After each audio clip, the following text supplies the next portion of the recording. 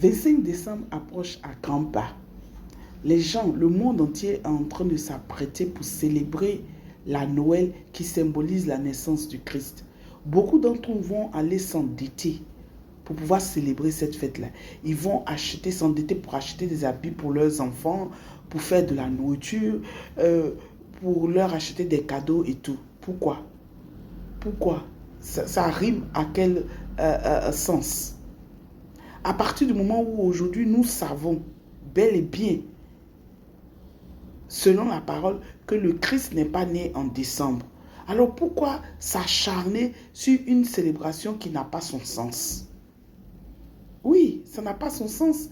Parce que lorsque nous lisons le livre de, comment on appelle ça, Luc, chapitre 2, à partir du verset 7 au verset 17, nous nous rendons compte que les pages, les bergers étaient dehors et ils ont reçu la visitation d'un ange qui leur a indiqué de suivre une étoile qui va les conduire à notre Messie pour voir sa naissance, pour voir le Sauveur qui vient de naître. Mais imaginez-vous, si vous connaissez, comment dirais-je, le climat de l'Israël, vous allez comprendre qu'à cette période-là, il y a l'hiver, il fait extrêmement froid. Donc, il n'est même pas possible, même pas les animaux, à plus forte raison les hommes, qui pourront, comment dirais-je, résister à ce froid-là dehors. Ce n'est pas possible. Donc, déjà là, nous comprenons que le Christ n'est pas né le 25 décembre. Et Père a fait exprès pour ne pas nous donner la date de naissance exacte. Parce qu'il savait qu'on allait adorer cette date-là. Les gens allaient exagérer, les gens allaient tourner cette date-là en autre chose. C'est pour cela qu'il nous a donné une idée à travers justement le message que je viens de vous donner. Donc arrêtons. Si vous avez envie de célébrer, bon, inventez-vous des fêtes, célébrez. Ou alors faites comme le monde. Vous, étant chrétien, vous suivez le monde parce qu'en réalité, le 25 décembre est une initiative des païens, des gens du monde qui ont décidé de célébrer leur Dieu, le Dieu de la chance, le Dieu du soleil, qui selon eux leur a apporté beaucoup de choses pendant toute l'année. Ils ont eu une bonne vente, un bon commerce et tout. Donc ils ont décidé le 25 décembre de chaque année de le célébrer. Donc ils se réunissaient à Jérusalem. Tous les 25, les gens venaient de partout pour pouvoir célébrer le Dieu du soleil. Et c'est seulement lorsque le gouverneur Constantin, c'est-à-dire un gouverneur de l'Empire romain de l'époque, s'est converti à la chrétienté, qu'il a voulu peut-être faire la propagande de cette religion-là, il a voulu envoyer plus d'adeptes et qu'il a introduit le 25 décembre dans l'église. Il s'est dit que si le monde entier célèbre leur Dieu, pourquoi pas nous, pour célébrer le Christ? Et au lieu de choisir une autre date commémorative, il a préféré répliquer la même date. Peut-être pour avoir plus de monde à l'église, mais ça n'a pas donné. Ça n'a pas donné. Donc du coup, on fait comme les païens. Comme les païens. Et ce qui n'est pas possible parce que Apocalypse chapitre 4 verset 18 dit, sortez du milieu d'eux.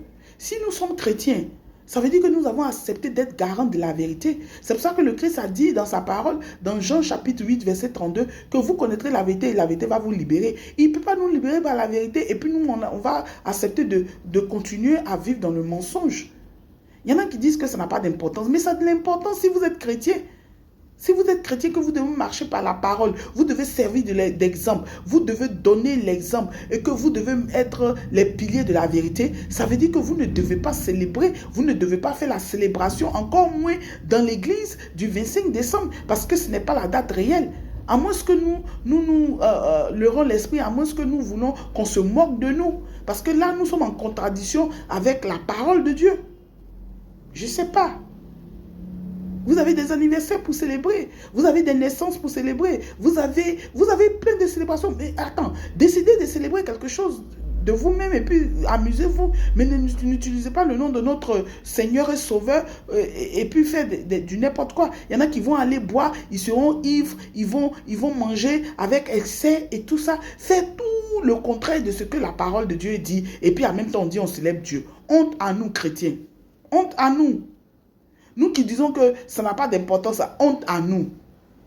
Parce que la Bible, la vie chrétienne ne doit pas fonctionner selon nos besoins, nos désirs, nos volontés. Nous devons comment dire, limiter à ce que la parole dit. C'est nous qui devons suivre le Christ. Ce n'est pas le Christ qui doit nous suivre. Ce n'est pas le Christ qui doit s'adapter à nous. C'est nous qui devons nous adapter à lui. Parce que si nous le reconnaissons comme notre Sauveur, si nous reconnaissons son Père comme notre Dieu et notre Créateur, mais nous devons donner l'exemple au monde entier.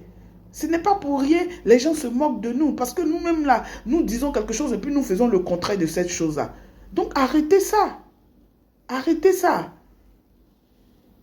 Arrêtez ça. Et puis, vous vous endettez. Mais ce n'est pas possible. Après janvier, quand janvier arrive, voilà la pauvreté qui sonne à la porte. Et vous allez jeûner et prier pour que vous ayez vos finances rétablies. Pendant que vous vous êtes donné volontairement des difficultés financières en allant vous endetter pour une fête même qui n'avait même pas la peine. Honte à nous.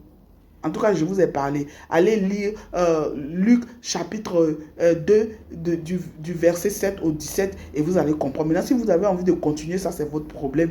Parce que nous sommes là pour vous, pour nous rappeler, parce que je fais partie, pour nous rappeler ce que Père dit, ce que notre Seigneur dit et pour nous atteler à leur volonté et non à notre volonté. À bon entendeur, salut, shalom.